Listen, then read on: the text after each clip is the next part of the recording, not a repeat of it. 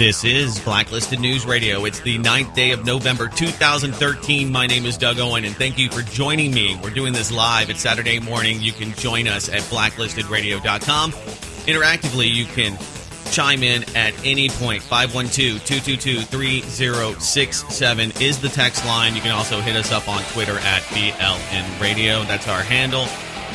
Welcome. All right, so a lot of things have happened throughout the week. We're still in transit. Not quite living in boxes yet, but we are on our way. We're between two places right now. So the family is, well, I think that we're in kind of lockdown. Can't really do anything financially, and that's just the way it is when you move. You got to do everything in your power to make it seem as though you are never going to shift money from one bank account to another, because God forbid you actually do that because you want to buy a home. Ugh, it's a mess. It's really a mess. So for you out there that have had to go through the long and lengthy process, the very frustrating process, and I'm very lucky because my lovely wife is great with accounting and with paperwork. So this has been a pretty speedy process, but still pretty frustrating, and it's almost the holiday season. So, there you go. All of the misdirection, all of the debate about Obamacare can pretty much be summated into one thing, and that is there is an apology that's on the table. Barack Obama this week apologized to everyone, and he said he's sorry. I am sorry for Obamacare sucking. So, there's nothing more you can really say about it. Case closed. Conversation nullified. And I think that that's what has been my overarching argument with the contrarians and the others that have been arguing against Obamacare.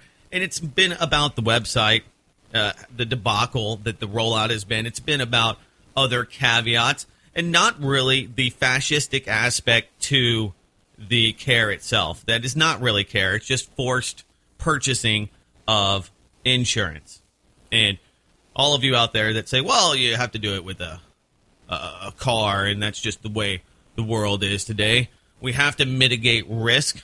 I would say to you that you are going to be one of these people that is going to be campaigning to make and force people to use or buy insurance for bicycles and to get on the train, and just in general, because we all have to have some Ponzi scheme safety net around us to make us safe, and that is really ultimately the direction, or at the disposal of the government.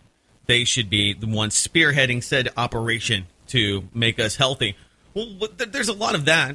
Government is doing its best to make you healthy, but all of the other arguments and all of the other things that Barack Obama lied about, he lied. I can't keep my insurance. He lied. Millions of people are paying more. He lied. We're now with 36, 46, 56 different clips of him lying? Well, he said he's sorry. So there you go. There you go. There's not much more to really say about it. But the whole underlying philosophy is that the state is going to have your best interest at heart. And maybe the state does, but the corporate backers and sponsors of said legislation absolutely do not. They do not, and they need you and the youth that are saying no, just saying no to giving money to the state for things that they don't believe they need. And that's what it really comes down to. You haven't been able to make a case for those that are healthy, that are broke. Let's not forget the financial impact. And for those out there that have any question about human nature, people usually won't buy things if they don't absolutely have to. It's just the way we are. Most people don't buy stuff that they don't want. And so they're not getting the youth, the young Americans, young adults to buy in. They're not getting college kids for sure to buy in. They're probably they're not getting the military to buy in because they're having to pay in. The unions are pissed off because they have to pay in, and they're not getting the exemptions that other corporate-sponsored groups and insurance networks have enjoyed, so they're upset. But it comes right back down to, in my mind, well, what did you expect? What did you think was going to happen? Did you think that this was going to work? Did you think that it wouldn't be politically stymied at every turn? And all of it's being blamed on Obama, who may be the figurehead for this American Affordable Care Act, but the ACA, but far from the architect of it. But he's sorry, and, well, it just kind of opens the Pandora's box. I'm pretty neutral. I already purchased health insurance, so I was already in the network. So this doesn't really affect me. Not to say that I'm not vested, and I don't think it's appalling, because I absolutely do. I vehemently disagree with this wholeheartedly, and the whole concept.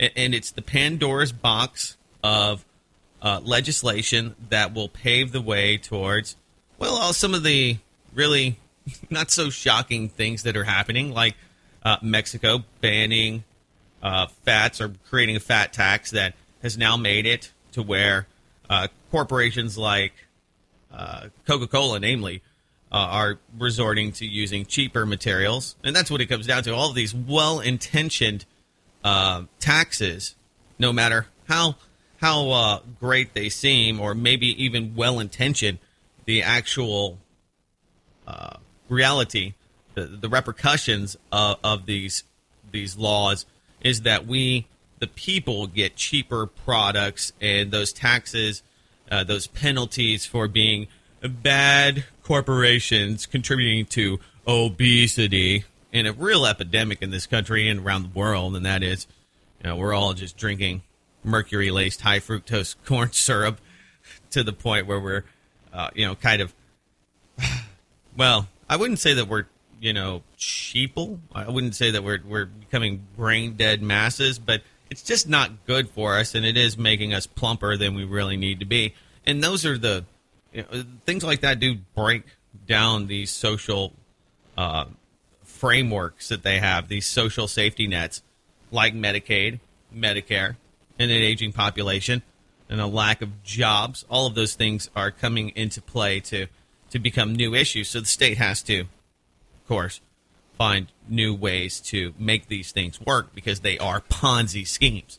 They have to get people to buy in at an early age, and they have to use that money to pay off the people today, because they don't have it. They're quite insolvent on a lot of levels, or at least these accounts that have been robbed from and pilfered from. When people say, well, this is affordable. I saw this argument today, and I would give the accolades or the credit to the guy on RT, but I don't remember who he was. But I saw this, and he was making the argument that we can afford social health care, we can afford the Social Security, we can afford food stamps, we can afford all of these things that average Americans rely on, unfortunately, day to day, to sustain or to exist today in the current state of affairs that we live in, the current economy. We can throw out all those stats, and I often do, about how many people are actually on food stamps. Not to attack those people, but to just highlight the current economic state in this country, and the fact that so many out there so many of the people out there are taking in state welfare, federal welfare, but then they are paying into corporate welfare, and that was his grander point, that you can afford health care and food stamps, but you can't afford corporate welfare. We can't afford to continue to subsidize and give tribute to insurance corporations. And that's what ultimately I believe Obamacare was really about. So when it comes to it and opening this box, now they're saying, well, we need to ban trans fats. The FDA has to get you skinnier. They're really bad. They're making people fat. And that may be true, although I don't think that it's fat that is ultimately what is making Americans chunky. I absolutely believe, and there's plenty of scientific research to point to things like wheat and high carbs and the carb intake, not to mention sugar that Americans enjoy. I can put on some weight real easily, and it's not a conspiracy. It's called alcohol. I can pack it on during the wintertime, especially when I'm drinking beer on a 2 or 3 night a week basis, because I do like to enjoy wine and spirits often, especially when it's cold, because it's just better. It's and there's lots of parties and other things that are going on that are in the spirit of gluttony, like Thanksgiving, where we're gonna hopefully eat a turducken this year. I'm getting off into other things. I'm sorry, I'm diverting away from the core issue here, and that is that the government, and when I say government, I want to do justice to some of the comments that we've got for the show, because I think a lot of you that listen to it actually disagree with me, which is pretty interesting. We have a lot of female listeners, and we have a lot of people that don't really agree with most of the things, or at least a good portion of the takes that I bring to this show. And some of my, I guess, philosophical and political leanings. So that's kind of interesting, and we got some great feedback, very vocal and even somewhat angered feedback from last week's podcast. So, whether you're pro or against, or whether you're getting a better deal or you're getting totally screwed by Obamacare, the underlying issue is, in my mind, that this has been a payback to insurance corporations, and it proves that we do have this deep-seated collusion. And it only makes sense. I mean, you really have to be kind of dim-witted to not see the fact that so much of the money that Barack Obama received, or any other political candidate, on the other side of the aisle, this is not partisan conversation, but this is the kind of thing that happens over and over again. Some people would say, well, we need to get rid of the state, because the state is the system that gives power, special power, to individuals to coerce and to, regulate. And that's where we're at today. And then others would say, well, it's the corporate compromise, or the corporate sponsorship, and how the system has been perverted. And the state is necessary to keep us basically protected from the robber baron corporatists, the Koch brother types. And I think that both of those are very valid arguments. I was listening to Stephen Molyneux and Peter Joseph do their best to argue pro and against a totalitarian Zeitgeist future. And I want to hear the debate, because I guess allegedly these are two of the best minds when it comes to anarchy, anarcho-capitalism, or at least the most vocal and popular in the alternative, community, if you will, for lack of a better term. I, don't want to indict any of you and call you truthers, because to be a truther would link you to terrorist activity. So we'll just say the politically aware and the initiated, because most of you listening to this podcast at this point are definitely among that elite group of the 1%. But it's just really a pretty sad state of affairs that we find ourselves in when we have this debate. And it's pretty bankrupt of the real issues that come into play when you talk about markets. The reality is that when you have no regulations, desperate people will do desperate things, okay? And you can't create a utopia. And on the other side, those that argue against markets try to have some kind of equalization of humanity. And it would be a wonderful world, I'm just saying idealistically, if all people were created equal, we were all born equal, we were all the same intellect. I think that if we had that, other than I mean, cloning people, but you can't have a cloned government for a cloned people, and you can't create a utopia because, unfortunately, things are not static. And to argue, I guess, against some of the anarcho-capitalist ideas that are put forward, or some of the arguments that rely on morals and always doing the logical thing, because humans don't do the logical thing necessarily. And so I just thought it was interesting, and I know that some of you out there probably are not aware of any of these debates and are just casual listeners, but I encourage people to kind of think outside of the box and go to both extremes to look to why so many people, millions, follow both of these guys and what they are putting forward. And I think that you have to understand that both of these philosophies, in my mind at least, from my perspective, have fatal flaws. And it's one of the best things and one of the worst things about what we have in a political system, no matter what it is, and that is we have the X factor. We have human beings, morals, and people in desperate times doing desperate things kind of pervert these ideas, and they distort these philosophies. And it's not just government. I believe this to be very apparent in, but economic philosophy as well.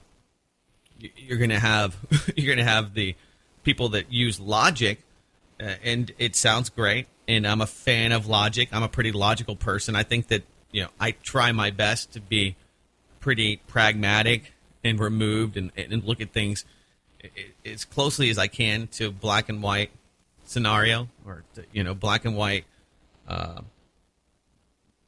political breakdown, because it's just easier rather than getting caught up in the emotion of all of it.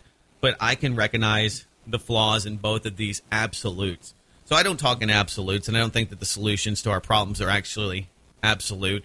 And you can't blame one group because it would work just perfectly. It would be in a utopia if it wasn't for those guys.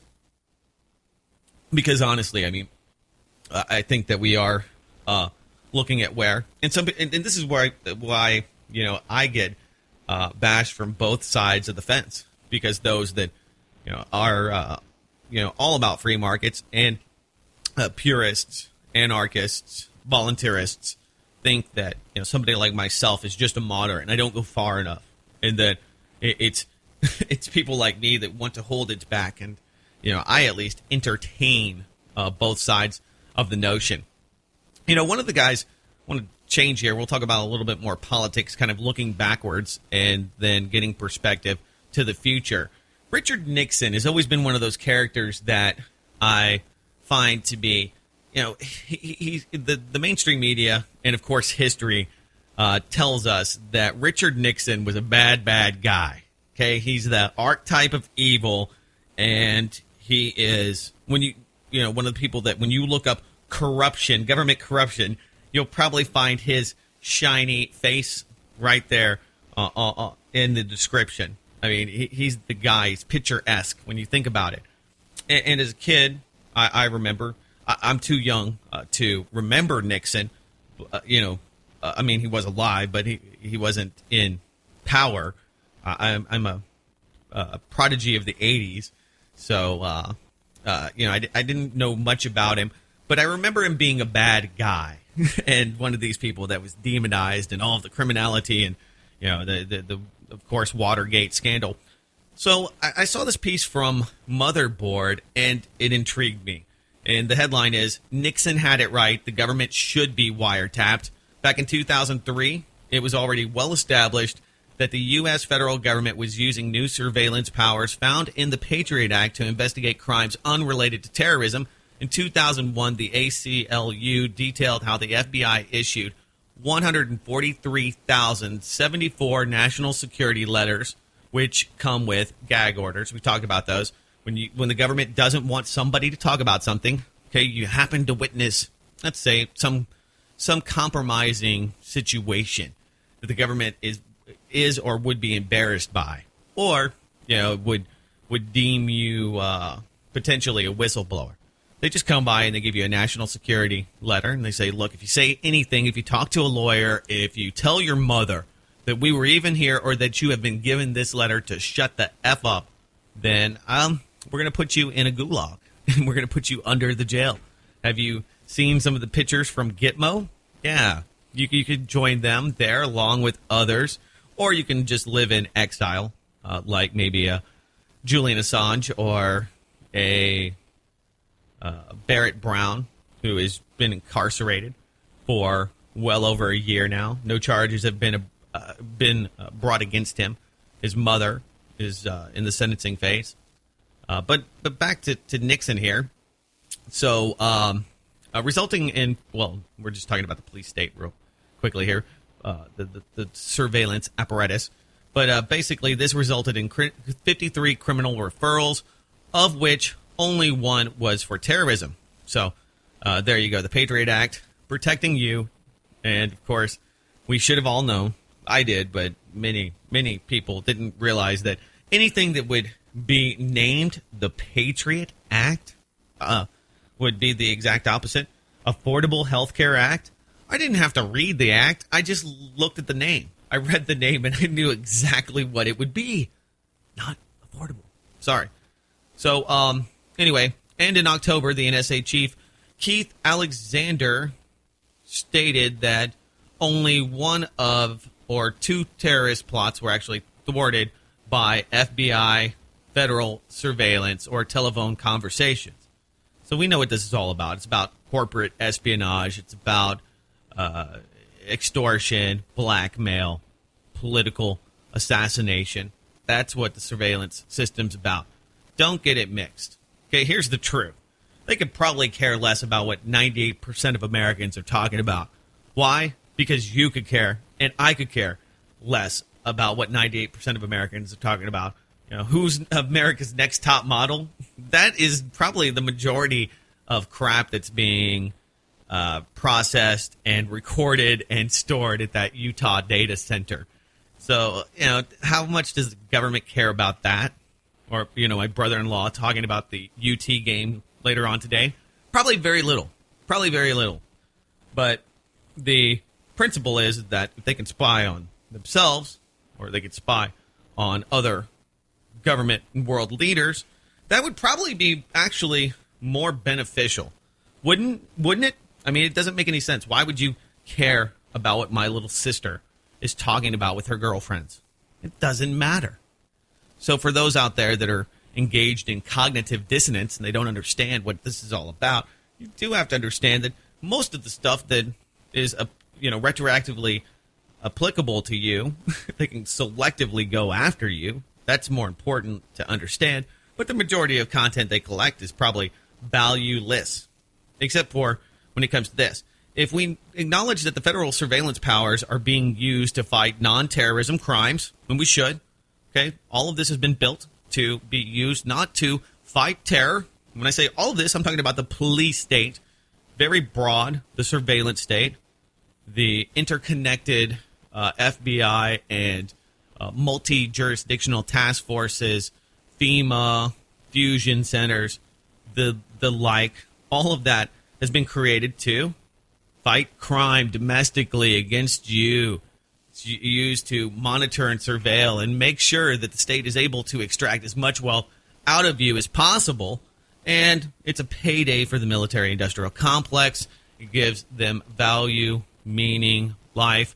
And it's the interim transformational economy between the manufacturing industry that we once enjoyed here in this country and where we're going, which ultimately is not necessarily a bad place, but it's sure not looking great at the moment. It's not a foregone conclusion, but it's not looking good. You know, when you look at how many people are employed by Department of Homeland Security, when you look at the curriculum change towards degrees that focus on, you know, domestic surveillance, that changes it. And of course, it points out to any person with just a common sense, and I hate to use that overly used term, but you know who the target really is, and that is us. All right, so with that being the background here, if knowledge and data are power, then why not empower Americans with a tool that could impose ethics on our political institutions, right? So if we agree that most of this is being used for non-terrorism crimes, then maybe we should basically rethink this very idea of surveillance and imagine what other crimes could be fought this way. Call this a thought experiment. What if we inverted the federal government's surveillance philosophy or modulated it, folding it back onto federal officials? So basically, this is a great idea. You know, they talk about we need to fight crime, we need to go after the bad guys, we need to get terrorists. And I think everyone listening to this podcast will agree that there are terrorists in and amongst us, in our very homes. And those are the politicians. Now, they're not my home, but they are in homes here in the United States of America. And they are terrorists, and they should be monitored. They are doing things that could adversely affect the population as a whole. And guess what? That is very, very powerful and affects all of us. We should be spying on these federal officials. We should be looking at all of the dealings and the backhandedness and the secrecy. We should be seeing through all of this. Because government officials, they are, I think, I mean, it only makes sense that they would be at a higher account than anyone else. Okay, who cares what you're doing at night? I care what they're doing at night. It's very imperative to our future to really know about what they're doing at night. Only through whistleblowing, only through these compromises have we been able to even get a glimpse of what is actually happening inside of the government. And sadly enough, only now can our own elected politicians, our representatives, even tell us what is going on, because they have been under national security letters. They have been under gag orders, not able to tell us the truth. So anyway, the Nixon approach, Nixon basically wiretapped the government. And he told us on many occasions that you have to watch the government. He didn't trust any of these people. He didn't trust China, though he opened that door. He was somebody that was able to do that. Many people give credit to Kissinger. I don't, really. It required the investment. He was able to do a lot of things, and I think was paranoid for a lot of valid reasons.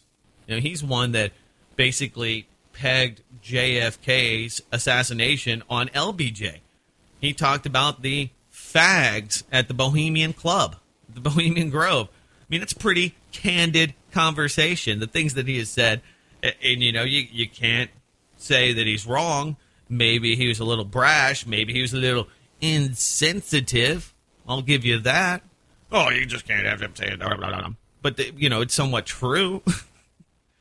You know, if you call, spade a spade, you know, the spade might get a little upset about it because, you know, it's just, whoa, man, you put me on blast like that. But it's true.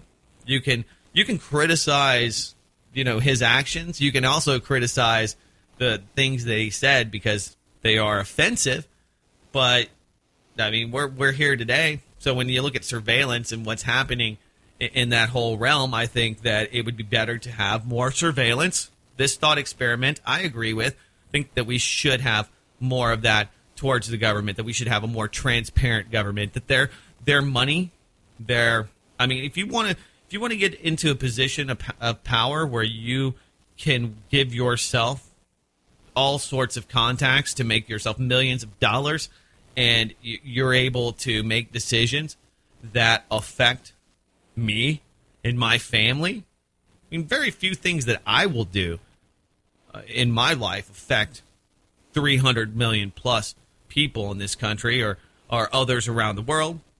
You know, I'd like to think this podcast can change a few minds, or at least having these discussions and maybe these talking points filter into listeners' own lives and their own discussions with their own family and friends and socially through the interwebs. That maybe, I mean, but that's still nothing like the power that's wielded by some of these huge corporate backers, billionaires, and those that are all of which that happen to be in government. So maybe not billionaires, but pretty rich people like Michael Bloomberg. I mean, it only makes sense that we would want to look through his bank accounts and his statements. Why does the government need to look through yours? Why do they need to look through mine? How come all of these mortgage laws and the few portions of Frank Dodd that have made their way, just like Chili Dog, into the conversation? Somebody's outside. It's all right. So, I mean, honestly, how does that happen? How do we get to that point to where we are able to really, kind of see past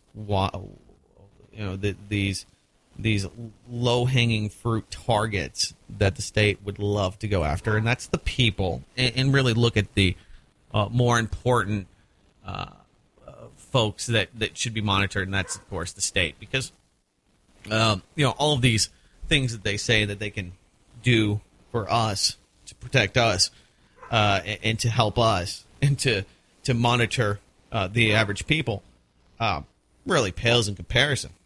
Let's talk about Dianne Feinstein. Let's talk about John Kerry. Let's talk about Michael Bloomberg or his successor now. Those people, they make some pretty powerful decisions, and probably we would have a much more transparent and honest country if we did that. Now, here's a flip on that. The FBI spied on antiwar.com for 6 years. Saw this headline. I thought, well, this is the great advertisement for antiwar.com, but not to say that they're compromised, but that's my jaded perspective. Whenever I see these articles, I always wonder who's being advertised, who's being promoted, what's being sold to us, and how's it being packaged. So when it comes to The Guardian, I kind of wonder what they're all up to. FBI spied on antiwar.com for 6 years. This is how it started. The FBI monitored a prominent anti-war website for years, in part because agents mistakenly believed it had threatened to hack the Bureau's own site. Internal documents show that the FBI's monitoring of antiwar.com, a news and commentary website critical of U.S. foreign policy, was sparked in significant measure by a judgment that it had threatened to, quote, hack the FBI website, end quote, and involved a formal assessment of the threat, yes, the site posed to national security. But anyway, antiwar.com never threatened to hack the FBI website. Heavily redacted FBI documents obtained through the FOIA request and shared with The Guardian showed that Eric Garris, the site's managing editor, passed along to the Bureau a threat he received against his own website. So, 2 takeaways. Number 1, don't talk to the FBI. Don't be a rat. Sorry there, Mr. Garris at antiwar.com. I mean, what did you expect? I live by a code, and that is that you just don't call the authorities to solve solutions for you. That number 1, most of the people that threaten you on the internet, and I've taken my share of threats and actually had to look at them and wonder, oh man, and assess whether they're real or whether they were how much what's the reality around them actually doing something, or these are just loud words from people with big keyboards. And that was what I usually ended up, thank God, doing. And so instead you could, I guess, go to the authorities and ask them to help you, which you could only imagine what kind of help you're going to get. And that's what kind of shocks me. It's not really so much, I want to blame them or, hey, you're a snitch, man, because you kind of are, but the the expectation that you were going to get the FBI to go after these people and actually protect you. Did you really believe that? I think the naivety of this decision by Mr. Garris is the biggest takeaway. You call the FBI to help you, and what do? they mistakenly code you into their system. Wink, wink. You even think that that's a mistake, but they code you into the system as the threat against the FBI. Oh, the guy didn't do due diligence in his paperwork. Things got changed. You were the victim, but you ended up becoming the perp in this discussion. Oh, man, we have like 5 articles on BLN. Okay, a guy calls the law to go after his son. He wouldn't go and buy his son some cigarettes, so his son took his truck.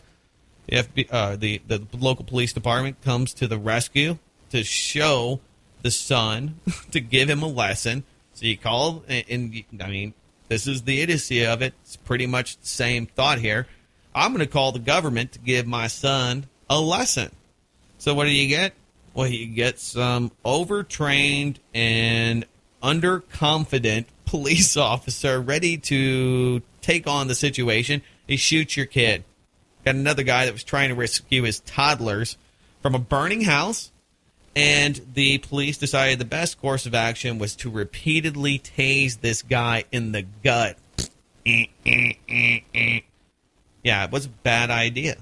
Bad idea to call in the government to help you out.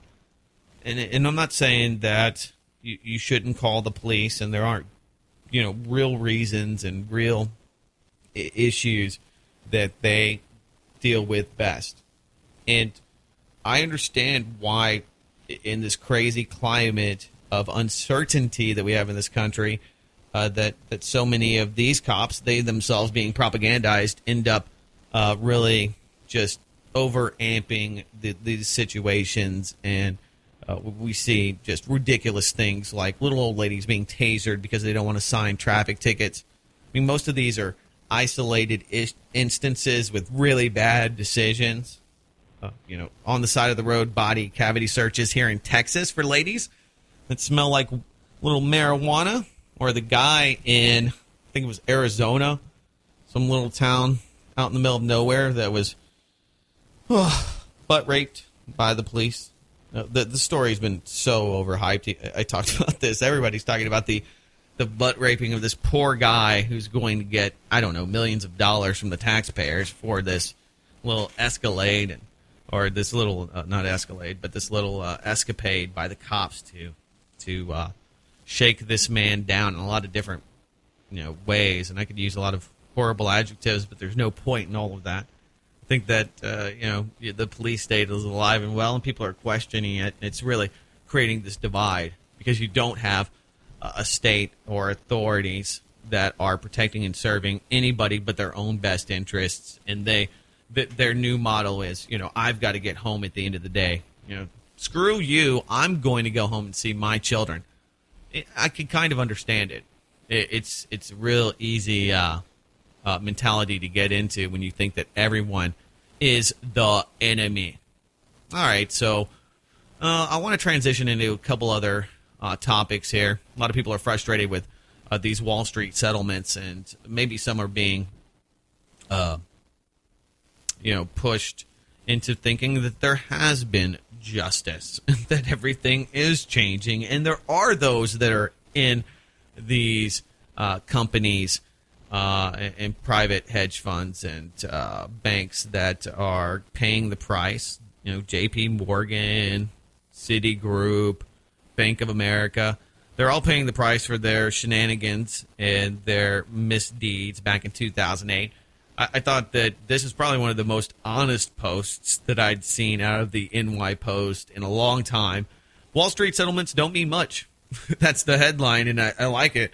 Straight to the point. By week's end, we could have 2 major settlements against Wall Street firms that will be touted as proof that President Obama means what he says, that the fat cats will be held responsible for their actions. That's right. He's sorry about health care, and he's tough on bankers. Don't buy it. The administration's spin machine will make much of Monday's settlement with SAC Capital, the giant hedge fund, and one nearly finalized with J.P. Morgan, the nation's biggest bank. The plea deal shuts down SAC Capital and forces its founder, Steve Cohen, to cough up a massive $1.8 million billion fine to settle trading charges, insider trading charges. So basically gaming the system and the taxpayers and free humanity for billions of dollars. You got to pay a little tribute back to the king. I mean, $1.8 billion is drops compared to what he was able to make during the 2008 extortion racket, the blackmailing of America, the threat of martial law on the streets, and the breakdown of society in general. If there was not this $750 billion bailout and TARP and all of those other things that came in the wake. So the plea deal, and that's what it is, basically shakes him up for $1.8 billion. Bahara breathlessly described the payment as the, quote, largest fine in the history of insider trading offenses and, quote, an appropriate price for the pervasive and unprecedented institutional misconduct that occurred here. Don't buy it. They didn't really... no one's gone to jail, number one. Okay, now all of the legislation and regulations, no matter how defunct or ineffective you may believe they are, and I'm with you, I don't think they do much, but the few things that were going to be protections and that did have some teeth that would bite into this paper tiger, which is Wall Street, the few of them that were, actually good ideas that came out of the Frank Dodd legislation have been stripped. And we talked about this last week briefly, but the FDIC is now taking receivership of the $712 trillion worth of derivatives that are out there that are ticking time bombs. So, or they're, I don't know what's actually going to happen. I'm not a market trends forecaster, but I will say this, that they will be a big issue in years coming.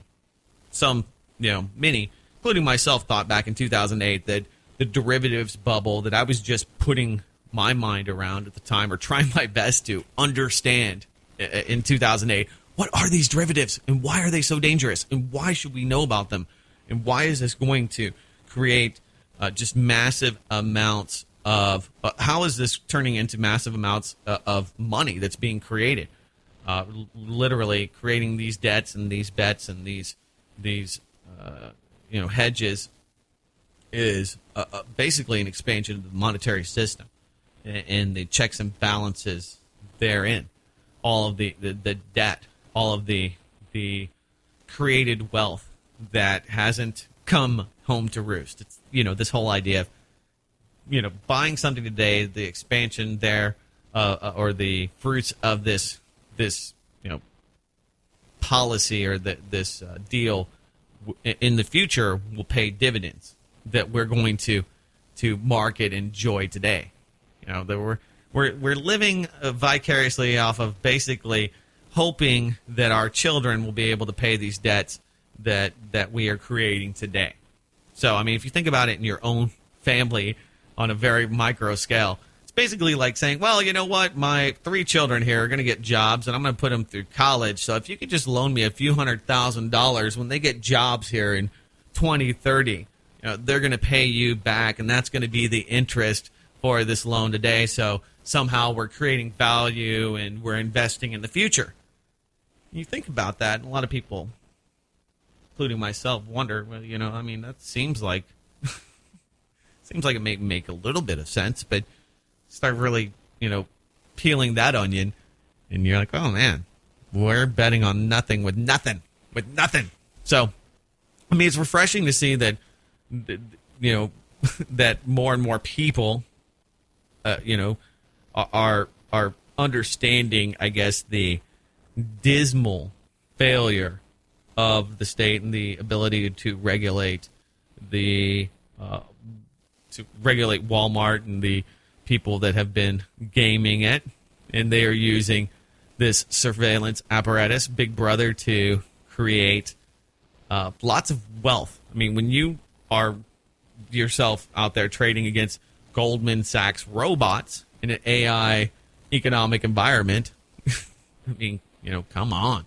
All right, so we got through that. I did want to mention this. This is something that is probably just as big, not getting near as much attention even as the bankers, the bankster gangsters getting away with murder. But Johnson & Johnson, pretty big company. They own lots and lots of things they produce lots of things that are probably in most of the listeners' homes, including myself. You just can't get away from Johnson & Johnson and all of their subsidiaries. They are a huge Fortune 500 company that has been around for years, and they are deeply embedded in the framework of America. Anyway, they are being fined $2.2 billion. Nobody's going to jail for this. And you would think that, people go to jail for stealing a pack of cigarettes. People go to jail for peeing in alleys. People go to jail for drinking too much and daring to walk down the street. You go to jail for a lot of really trivial and just silly things in this country. Pop a firework in your front yard, you could go to jail for that. Drink a beer in your front yard in Virginia on your riding lawnmower, you can maybe get a DUI. There's a lot of just really stupid examples of the state going after people for the most minute of offenses. But you could basically sell drugs that kill people, like the marketing here of Risperidol, Invega, Natracor, and others.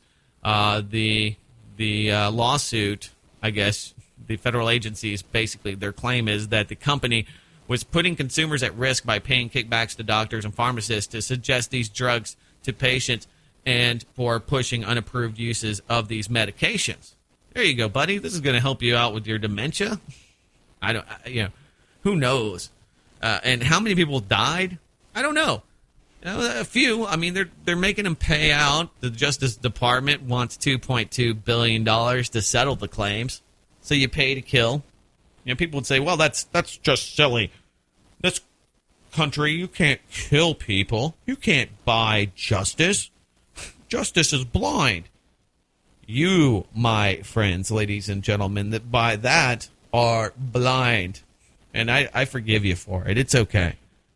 It's hard to think about Johnson & Johnson as a murderous corporation because they provide such wonderful things like the soap that gives your baby no more tears. No more tears. Look. Oh, no more tears. Happy babies. Oh. You're like, oh, wow. But they were pushing drugs and using these drugs. Just listen to this. This is how heinous it is. This comes from The Consumerist, by the way. Johnson & Johnson and Janssen Pharmaceuticals also are accused of promoting Risperidol and other antipsychotic drugs like Invega to doctors and nursing homes as a way to control behavioral disturbances in elderly dementia patients. So what is this? Oh, this is Soma for old people that are pissed off with the bed sores and the situation that they have been forced into by maybe loved ones into these homes. Oh, you just take these drugs. Oh, you're going to get Invega'd out. It's going to be great. And, you're not going to have to worry about these people. And, when it comes to dementia, it's horrible. I've got a friend of mine that his mother-in-law has dementia, and she's now living with them. And he's actually built her a bungalow and, the mother-in-law live-in package. And, it does suck. For him, he's like, oh, she's crazy. But he's doing the right thing by taking care of loved ones, and I think that is so lacking today. Just dealing with things that aren't the most idealistic situations because you love and care for people that brought you into this world. Oh, or we can get with Johnson & Johnson and just drug the shit out of them. The drug makers allegedly failed to mention or downplayed possible side effects of the drugs, like the risk of stroke in elderly patients. See, it's great. It keeps them at bay because of their dementia and keeps them in a stupid state, but it might kill them. Why don't we just cut out the middleman? If you really just want to get right to it and just get rid of all of the red tape and bureaucracy, why don't you just kill people that are inconvenient to you? Sounds bad. Oh, Doug, how could you say that? That's what you're doing. That's what they're doing. That's what Johnson & Johnson was ultimately doing. And no one's going to jail. Now, it sounds horrible because I'm making light of the situation, or I seem to be at least.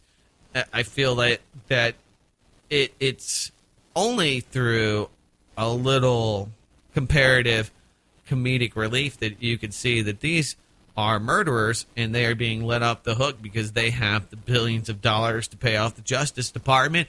If you had $2.2 billion in your checking account, you'd probably be able to do some pretty heinous things and get away with it. If you got enough money, you can bribe the Justice Department. I mean, look at Jamie Dimon. I mean, he was able to get himself a private meeting with Eric Holder off the record, not record. No one keeping us informed, the American people, of what they're talking about. Talk about important decisions that are, affecting people, not just in this country, around the world. That's something that we should be privy to. That's something that I'm interested in. That's something that I would love to be a fly on the wall when that is happening. But they're able to commandeer that. You and I, not so much. So Johnson & Johnson getting away with literal murder, and all I can say is don't support them, don't patronize them, don't buy their products. I know that is, I think they should be in jail, and by talking about this and showing people this, if you knew that you were basically contributing to corporate murder, would you continue? Well, people do. People will. People that listen to this may still. And the only cure to that is that if you're aware of these situations and you're aware of all of the other product lines that are hidden, that are owned by Johnson & Johnson, can you even make a dent in their profits and their ability to escape justice? And so I don't do business with Johnson & Johnson, Walmart, or other corporations that I disagree with. All right, so that's been happening. I wanted to mention that because there's some other takeaways or some other issues of the day that didn't get the light that they deserved at all. One of the things, the grander conspiracies that most people, and when I say most people, I mean 90% of people I talk to, agree on, and that is that oil prices are rigged. Okay, they come down during the elections. They seem to never go back to correct quickly when the tension in the Middle East goes down. And the prices ramped up because of what was happening in Tahrir Square in Egypt. But it took a long time for them to come right back down when things had digressed. So anyway, there's these plaintiffs that are suing. This came out of RT, and it's not the only source for this. This is actually just one of many. But plaintiffs accuse the companies of deliberately submitting false and misleading information about Brent prices to Platts, the energy oil market news outlet, which is used by traders worldwide in daily transactions. So just a little propaganda, a little disinfo, a little corporate subterfuge. By providing false or inaccurate information and engaging in false or sham trading, defendants undermine the entire pricing structure for the Brent crude oil physical and futures markets. So if you're not familiar, basically Brent crude oil, their physical and futures markets, this company is able to, when you wonder, when you go to the gas pump, you wonder, why is it this much? It's because these guys say that's how much it should be. It's like the AM London gold fix. Okay, there's the boys in London that tell you each and every day how much gold is worth, looking at interbank and intervault trading and exposure to different factors of the day. That is what who knows what the actual mix is, how they actually come to all of these conclusions. But manipulation in markets with metals and with oil, not unheard of at all. Pretty prominent, pretty prevalent, rather. By fixing the North Sea oil benchmark, the oil companies and traders not only manipulated the oil market, but petroleum, food, and other products that look to Brent as a guide for buying and selling across world exchanges. So you're seeing this play out into many other markets. It's like the LIBOR rigging. Okay, it wasn't just your interest rates. It wasn't just taking trillions of dollars out of the market by just a slight shearing of points. It's so much more. It's so much more, and it bleeds into all other markets. So people kind of miss the mark on that. Oh, well, I'm not being affected because I don't use a lot of oil, or I'm using diesel, or I'm using biodiesel. So these markets don't affect me. When it comes to petroleum, the petroleum prices that we pay, it is intimately linked to just about everything beyond even consumption products. I mean, it goes into plastics, it goes into home manufacturing, shipping. So the price of doing business in America shifts obviously and heavily because of the foreign subsistence that we have to or from China in many markets. What is the price of Chinese carp on your plate? Hopefully not on your plate, but what is the price? A lot of that's dependent upon Brent and their price fixes for Platts. So, I mean, this is conspiracy theorist catnip. It is the caviar for those out there that have been trying to get people to catch on that this is all a manipulation of prices and people. Ultimately, people. Because when they manipulate prices, when they steal from you, it's not just a little way to pay. They're actually robbing your time, your energy, your life force. They're taking your soul from you when they steal your money because you have to put your life on hold. You have to go and work and do things that are not necessarily really other than financially beneficial to you. I like to get out and I enjoy my job and doing work and getting out and being amongst people. I'm kind of a social creature. I enjoy that. So going to work is not something that I hate. I'm very lucky and fortunate that I have a job that I don't wake up dreading. Some of you probably have jobs, and I've had many of them throughout my short lifespan here, my 35 years on planet Earth, that were absolutely freaking dreadful. And the only reason I did them was because I had to do that to exist. That to be able to survive. One of which the military, which was just a bad choice, an interesting one that I don't regret, but ultimately it was not something that I ever looked forward to. Every day I dreaded it, and I couldn't wait until I could get out of the internment that I felt that the military was. So just namely one in my life that I can think of, other than McDonald's when I was 16 years old. That was a pretty horrific job. There's been a lot of state elections that, we saw some pretty interesting things happen. Washington, D.C., and there's a small suburb in Seattle that have upped their minimum wage. I think one of them in Seattle was up to, or right around there, somewhere in Oregon was, or Washington was $15 per hour. So I think that kind of makes sense for certain people, and it shows the power of voting, I guess. That you can do this for those out there that do the dirty work. People are like, oh, well, we need to pay these people to do the dirty work. And I kind of agree. At some point you have to pay them because I'll give you an example. If you work at a restaurant in downtown Austin, you have to make a hell of a commute just to get there to work for maybe probably subpar wages. So at some point, the market is always going to correct and fix these problems. I'll give you one that I saw. Besides that, hemp, the legalization of marijuana, a lot of things happen in local elections that we were watching, keeping up with. But namely, the minimum wage got my interest because it's this idea that we have to force businesses to pay more, and ultimately this is going to benefit those people. The people that are always going to pay are those that end up going to said restaurants. When you look at minimum wage, I mean it's restaurants, it's oil change places.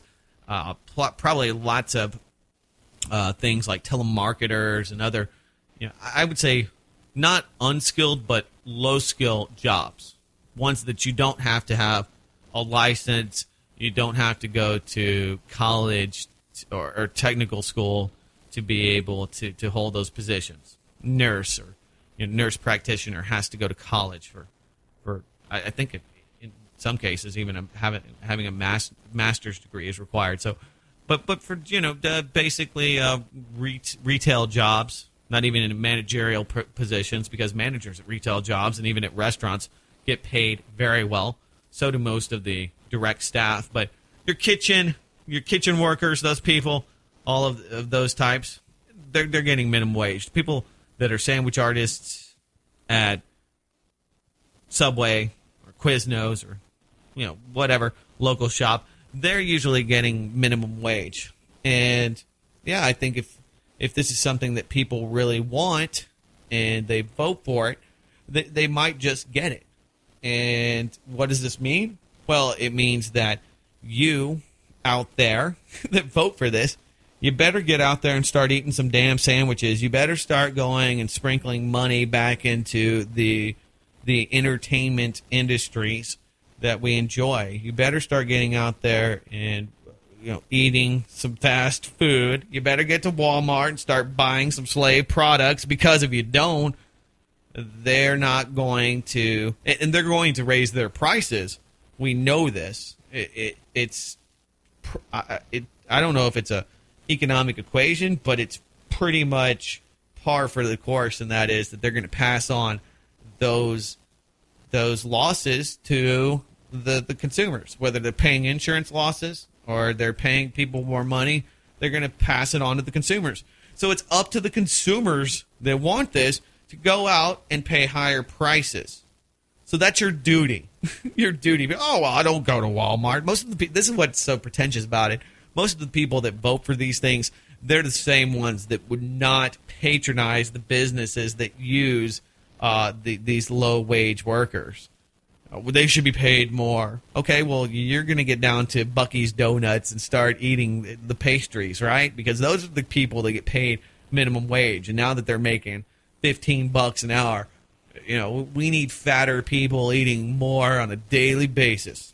It doesn't matter where you start trimming the fat, but you can't have it both ways. You can't make industry unprofitable and not go out there and patronize it. So I think that's what's lacking from a lot of these people's full analysis of the market and what's fair and what's right. I believe in fair markets over free markets. I think that but that's incumbent upon people being moral. You have to be the moral supporters in that. You want people to get paid more money. That's great. I understand. I want to make more money. I don't know too many people that ever have existed that said, I'm good. I'm just fine. The amount of money that I have, I don't ever need any more of it. I'm not upset that the oil traders and riggers and most of these corporate sponsors are getting more welfare than the people, but I'm going to continue to bash the people getting more subsidized welfare that ends up going into corporations anyway.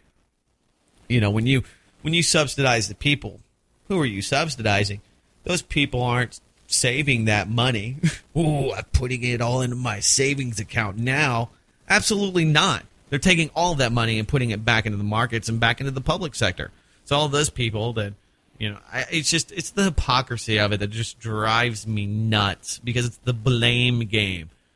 And so it's just basically causal issue whack-a-mole that you get. Oh, well, it's not the corporations, it's the people. Well, the people wouldn't be this way if they were freed because of this.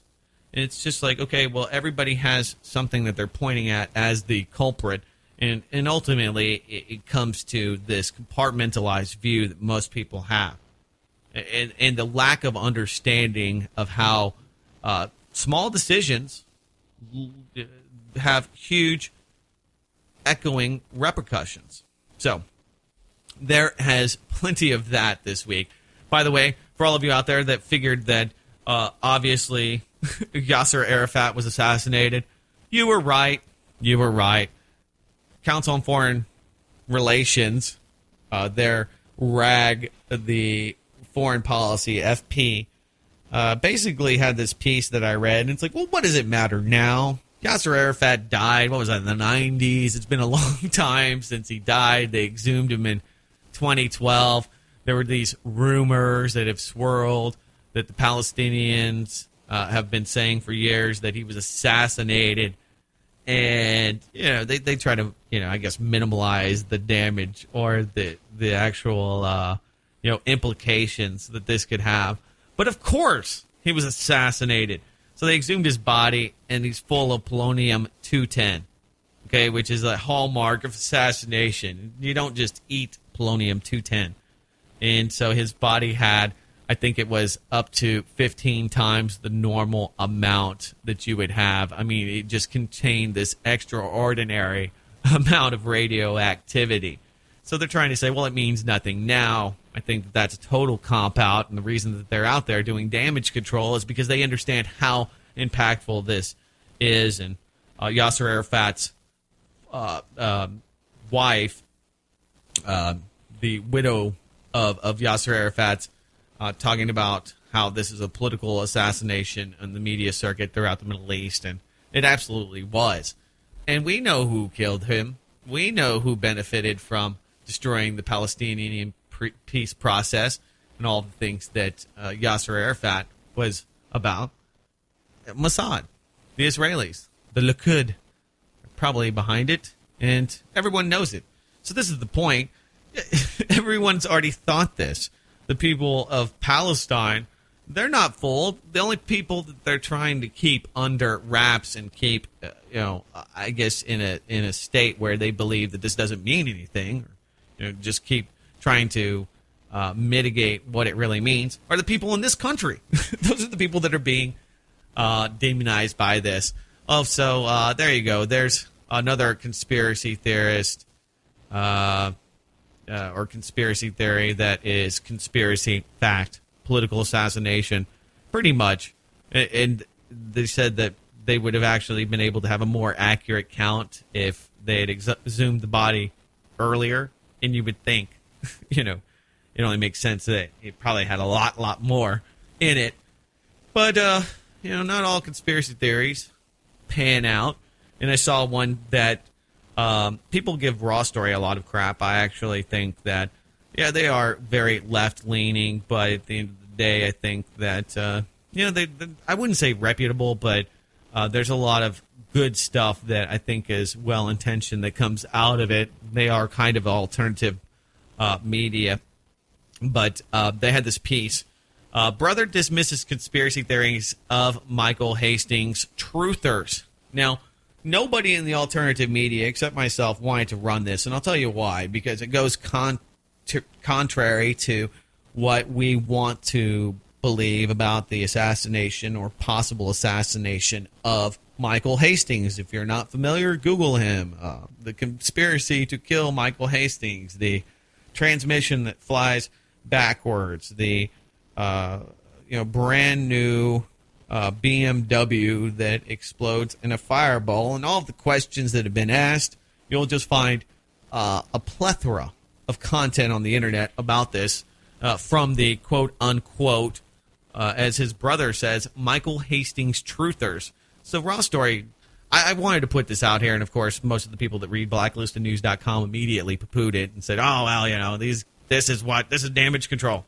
I just think that it's our duty to at least look at both sides of the story. And I want the readers to make up their own mind. But you're not going to find it on any of the other conspiracy websites because it runs counter to what they have been saying. So I just put this out there, food for thought from his own flesh and blood. And I will say that took a lot of heat last week for my analysis on the LAX shooting. And if you've heard the LAX shooter's dad now, oh my God, he sounds like a cop. I don't even believe that he's the young man's father. And we didn't even get into the dummies, the videos that have come out, the New York Post photo that begs so many questions. And if you look at the teeth in that photo of the LAX shooter, Mr. CIA, he has apparently fake teeth that go in a straight diagonal line. I mean, it's just, the whole thing's almost become laughable. And I think it's case closed in my mind. And I think that even what makes it more suspect is the fact that the alternative media, at least the established alternative media, has turned away from it and doesn't want to touch the LAX shooting with a 10-foot pole, which only makes me think that I am further validated. But anyway, I wanted to put this out here just so people could see the other side of the story, and then we'll wrap this thing up. The brother of journalist Michael Hastings says he and his family were satisfied with the police investigation to his brother's fatal car crash and dismissed claims by truthers, quote-unquote truthers, who believe he was killed by the government. Quote, there were a lot of journalists, in quotes, so he quoted, basically, to diminish, who didn't seem to have read the police report very carefully or were irresponsible, I think, taking things out of context, end quote, he said. This is via Jonathan Hastings. Quote, I guess that's understandable. I mean, of course, the press is going to sensationalize things and play up the juicy stuff, but just because it was understandable didn't mean I liked it, end quote. Jonathan Hastings discussed his late younger brother and author and journalist who'd written for Newsweek, Rolling Stone, and BuzzFeed, and in his June 18th death at age 33, didn't get my bell ding here. Dang it. Jonathan Hastings discussed this during an interview published Monday on the Uncouth Reflections blog. It's an interesting name. Quote, I think it's kind of strange that there are now Michael Hastings truthers out there, but that just seems to be a side effect of how the internet works these days, end quote, Hastings said. Quote, maybe I shouldn't be surprised that there are so many people who are really invested in the idea that he was murdered by the government, but I still think it's a weird thing for people who didn't know him to get hung up on. A lot of them seem not to have been familiar with his work before he died, so it isn't simply a result of grieving fans or something. I think that is absolutely accurate. I wasn't really familiar with a lot of his work, and I was more interested in his death, and only in his death did, posthumously, can't ever say that word, posthumously, it's supposed to be one of those words. Only after his death was I interested in his, posthumously, I know how to say it. Thank you. Posthumously was I interested in the story because I just wasn't familiar, and only out of looking at this weird crash that happened, and of course, a guy that freaked out. If you check out the whole article here, but basically he goes on to say that his brother had called him, and he could tell that he was in a drugged out, panic state, that he was freaked out, that he had these kind of episodes before in the past. So this is something that, to his brother, or at least the person here putting this out, let's say, I don't know, all of the intimate details, but I will say that there's a lot of people that come out of the woodwork at the end of these stories, and you have to wonder. I'm just putting it out there. I mean, maybe he's his brother. I probably believe that he's his brother, and maybe he is satisfied with this, but apparently this wasn't something that was a unique, isolated incident. I don't know where I fall on the fence on this one. I think I'm still sitting on it as far as what absolutely happened. I don't know if we'll ever know, but I think that it's evident that some people did not want to cover this story because it makes you look like you were wrong. Okay, well, what if he wasn't killed by the government? And I think if you're not willing to be wrong, then you're not bold enough to really be searching for the truth. You're not really looking for it. And I still have more questions about, of course, what happened with Michael Hastings, and this isn't definitive debunking by far.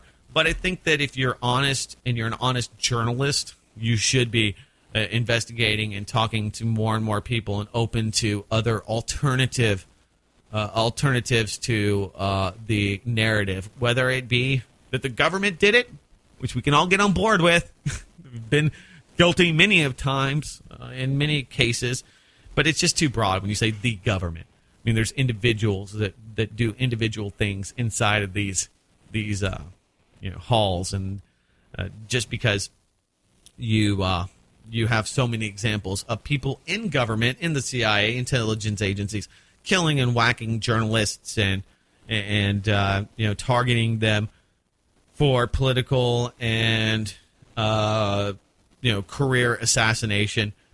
It doesn't necessarily mean that every person that is killed that is 33 years old looking into the misdeeds of the government is being assassinated politically by the people in government. So, I mean, there's a lot of other people that might have wanted to kill him, including other generals and people in the U.S. military that know private contractors. So I think that, ultimately, the whole story was kind of blanketly blamed, and it kind of got the sensationalism, but nobody wants to follow the story. That's my grander point. Be open to new truths, and if you do consider yourself someone who is a seeker, like I do, you should be.